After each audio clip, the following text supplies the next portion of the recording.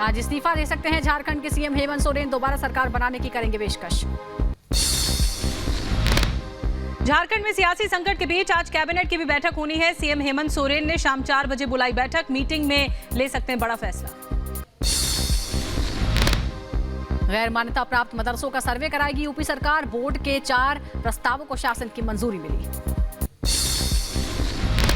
मदरसों के सर्वे पर बोले यूपी के अल्पसंख्यक मंत्री दानिश आजाद, आगामी योजनाओं में इस सर्वे रिपोर्ट की भी मदद ली जाएगी और जरूरत पड़ने पर ऐसे मदरसों को रेगुलर भी किया जाएगा। ये मंशा एक सर्वे है, हमको यथास्थिति ग्राउंड की मालूम हो, कितने छात्र कहाँ पढ़ रहे हैं, इसकी भी जानकारी सरकार के पास होनी जरूरी है, ताकि सरकार आगे कोई भी योजना बनाए तो उस योजना को इन तमाम चीजों के दृष्टिगत बनाए। यूपी में मदरसे के सर्वे पर ओवैसी का निशाना, बोले मुसलमानों को परेशान कर रही है सरकार, मदरसों के सर्वे को बताया छोटा एनआरसी। आप हैरास करना चाह रहे मुसलमानों को, आप क्यों करेंगे? क्या पैसे ले रहे, क्या आपसे कुछ ले रहे कर रहे? ये हम मदरसा हमारा है, अब ये छोटा एनआरसी है, मैं तो कहूंगा ये। बीजेपी पर केजरीवाल का हमला, कहा आप पर सबसे ज्यादा केस किए गए, सिसोदिया के घर कुछ नहीं मिला। शायद आम आदमी पार्टी ऐसी पार्टी है जिसके ऊपर सबसे ज्यादा केस हुए होंगे। मनीष सिसोदिया ने कोई प्रॉपर्टी खरीदी हो, जमीन खरीदी हो, कोई खेती की जमीन खरीदी हो, कोई मकान खरीदा हो, कोई कुछ नहीं मिला।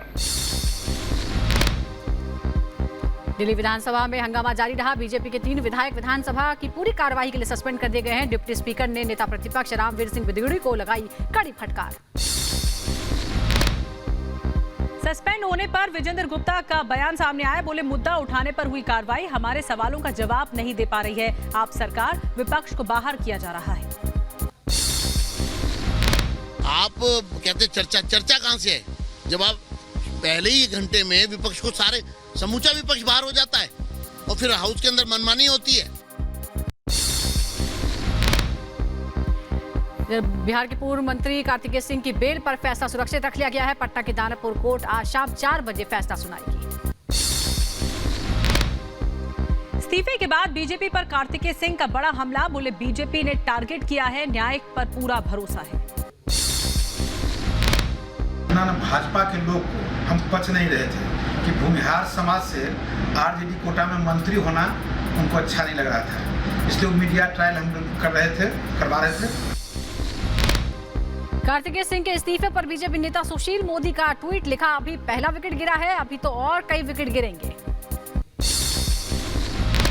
दिल्ली के संगम विहार में लड़की को मारने की कोशिश, पुलिस ने आरोपी अमानत अली को गिरफ्तार कर लिया है। दुमका कांड के आरोपियों को एसआईटी ने रिमांड पर ले लिया है, 72 घंटे की एसआईटी रिमांड पर हैं आरोपी।